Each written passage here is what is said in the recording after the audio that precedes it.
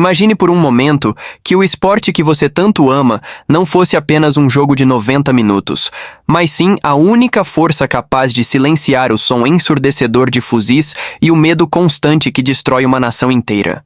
Hoje vamos mergulhar na história de um homem que trocou o peso da artilharia pela responsabilidade de ser o símbolo da paz. E se você é apaixonado pelo impacto que o futebol causa na nossa alma, já deixa o seu like aqui embaixo e se inscreve no canal porque o que vamos contar hoje vai mudar sua forma de ver um estádio. Estamos falando de Didier Drogba, o craque que, sozinho, parou uma guerra civil na Costa do Marfim. A Costa do Marfim em 2005 era um cenário de pesadelo, um país fraturado desde 2002 por uma guerra civil brutal que separava o governo no sul e dos rebeldes no norte. Milhares de vidas tinham sido ceifadas por um conflito que parecia não ter fim, transformando o cotidiano dos cidadãos em uma sucessão de tragédias e incertezas. Em meio a esse caos sangrento, a seleção de futebol da Costa do Marfim conquistou algo inédito: a classificação para a primeira Copa do Mundo da história do país.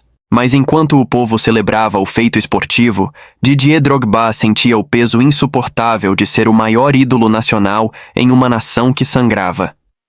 Dentro daquele vestiário apertado, após a partida histórica, o silêncio que tomou conta dos jogadores foi quebrado por uma decisão que alteraria o destino de milhões. Drogba olhou para as câmeras de televisão que transmitiam ao vivo, ajoelhou-se diante de seus companheiros e, num discurso de apenas 76 segundos, lançou um apelo que ecoou mais alto do que qualquer bomba. Ele pediu, com a voz embargada pela emoção, que os combatentes de ambos os lados largassem as armas.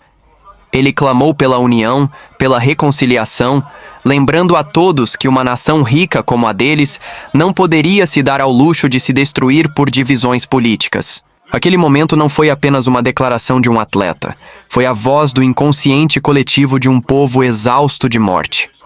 A repercussão foi imediata e quase inacreditável, pois poucos dias após o apelo emocionado de Didier Drogba, um cessar-fogo foi anunciado. O futebol tinha conseguido o que a diplomacia tentava há anos. O impacto não parou por ali, pois 2 anos depois, em 2007, Didier Drogba foi além. Ele decidiu que a seleção jogaria em Bouaké, a capital rebelde do norte, um território que simbolizava a divisão e o ódio.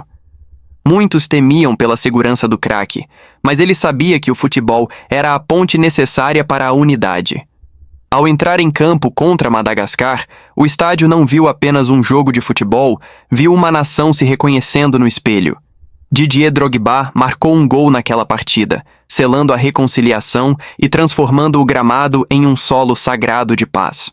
Mais tarde, ele próprio admitiria que aquele esforço para unir o seu país foi o momento mais importante e gratificante de toda a sua carreira, superando qualquer troféu que levantou com a camisa do Chelsea.